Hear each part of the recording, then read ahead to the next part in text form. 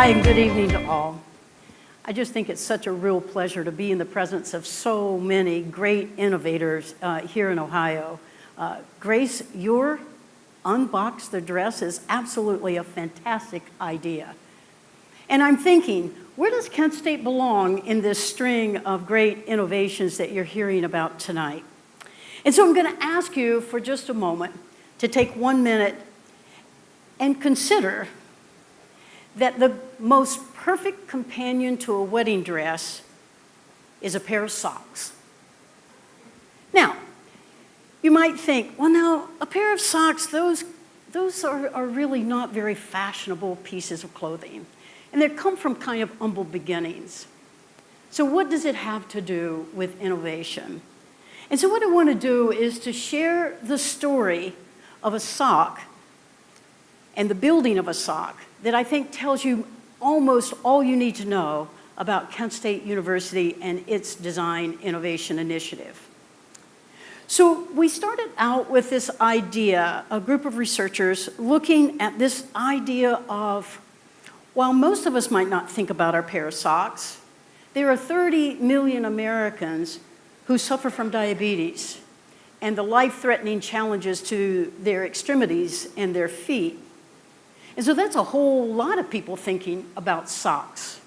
And of course we have compression socks to help diabetics, but our researchers at Kent State University really wanted to take it one step further. And so this wasn't just foot specialists that thought about the sock. And it wasn't our world-famous fashion school that thought about the sock. It was really both. And then they combined forces with our world-renowned Liquid Crystal Institute, and they actually shaped a sock for diabetics. And these socks actually sense temperature changes. And so when circulation changes in the lower extremity, these socks are able to change colors, sort of like the mood ring of old, and alert the individual for perhaps some warning signs. Now, when you think about it, this life-saving innovation probably never would have occurred with 3 schools in their own academic silos never coming together. And so it really took the 3 schools together to really think about the problem, create the solution, and really offer a life-improving opportunity for the diabetics that are among us. And so when you think about the sock, it is actually emblematic of what we're trying to do at Kent State University. We're really trying to push what we're calling the Design Innovation Initiative. Now, how does this work? What does it look like? It is a bit of risk-taking. It is a little bit of coloring outside the lines, as you've heard from so many of our presenters tonight. And so what we do at Kent State is to think about higher education and the fact that we want to change from being siloed in our own worlds to how we might come together in this idea that we want everyone in every corner of our university to really use design thinking and innovation principles to create the solutions that we all know are multidisciplinary, and the world is waiting for research universities to figure out that we must work together for the greater good. And so the Design Innovation Initiative is actually lifting up interdisciplinary education so that we will be the game changers. We want to be the standard setters because we know that the more kinetic collisions that we can enable, the more breakthroughs we'll have for real solutions to real world problems. And so that's what we're doing with our Design Innovation Initiative, and we're actually creating a curriculum that will actually work with cross-disciplinary education, team teaching, working across silos. And at the core of that is our Design Innovation Hub.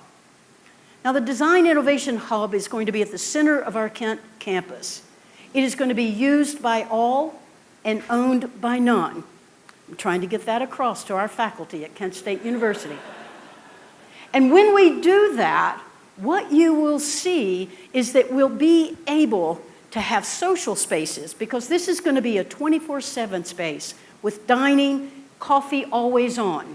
We know our young people create at 2 a.m. and 3 a.m., not in the middle of the day. This is a 24/7 space in which it will be social. It will also be a hatchery space, so that we are going to hatch really creative ideas that can then be incubated in places on our campus like LaunchNet, that could then be the idea of moving forward to commercialize products that will make a difference in the lives of people. It will also be the opportunity for our curriculum to be comprised of flash challenges, be comprised of senior design projects, bringing together students from very different environments, very different cultures, and certainly very different disciplines of academic expertise. We're going to be able to combine them in this space. We're working for all and owned by none. And when we do that, we think we're going to be able to create a space that contributes to the better solutions for better ideas and solutions in the world. And so moving through this Design Innovation Hub and moving toward the future, we really want to think about how we'll have some tangible things to share with the greater community. Because what we're doing at Kent State isn't a makerspace. It isn't limited to the engineering and computer technology that we often see as the design for think boxes and makerspaces. This is a place that will explode design innovation across a multitude of disciplines. Think fashion, think business, think health, think nursing. We will come together to be able to prepare students to work across a multitude of disciplines for a multitude of solutions that go beyond the technology that we often associate with makerspaces. In the Design Innovation Hub, we're going to be able to contribute to greater ideas, more broad-based. And so what you'll see here then is the tangible differences are new curriculum for 21st century learners. These Generation Z students really are interested in making a difference, and they're interested in making things. We are going to meet that with a new education and the power of a new education to really extend cross-disciplinary learning across our entire university. Wish me well, breaking down silos, team teaching, no one really worries about who gets credit for what, as long as we produce these learners of tomorrow that are going to make a difference. The other tangible difference is that I like to think at Kent State University, we're really working to design what we call T-shaped individuals. These individuals that are going to be very deep in one area of discipline, deep in their expertise. But the T, the horizontal, is going to be able to apply that expertise across a broad array of disciplines, because we know the world is seeking interdisciplinary solutions, not siloed solutions, and those T-shaped individuals will be those individuals that are optimized to be the communicators, the creators, and the collaborators. And don't we know the world needs more T-shaped individuals? So these are lofty and ambitious goals for Kent State University. We really want to be the place where we combine lofty ideals with real-world breakthroughs that make a difference in lives and communities. And when we do that, we know that we're going to make the world a better place. And so as we start to push out these creators of tomorrow, we know that it is so very important that we emphasize creativity and communication and collaboration above all else.